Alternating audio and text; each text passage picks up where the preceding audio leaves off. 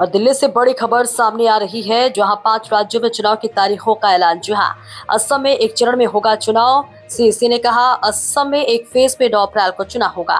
तमिलनाडु में 23 अप्रैल को चुनाव होगा। असम में 4 मई को नतीजे घोषित होंगे। पश्चिम बंगाल में 2 फेज में चुनाव होगा। बड़ी जानकारी आप तक पहुंचा रहे हैं। 23 और 29 अप्रैल को पश्चिम बंगाल में चुनाव होगा। केरल और पुडुचेरी में 9 अप्रैल को वोटिंग है।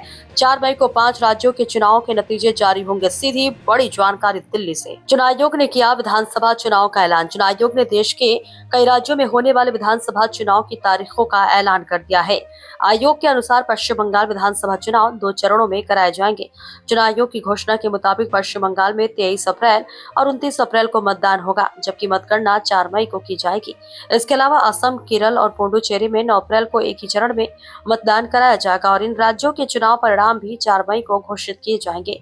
वहीं तमिलनाडु में विधानसभा चुनाव 23 अप्रैल को होंगे, जबकि मतगणना 4 मई को की जाएगी। चुनाव आयोग के इस ऐलान के साथ ही संबंधित राज्यों में आचार संहिता लागू हो गई है।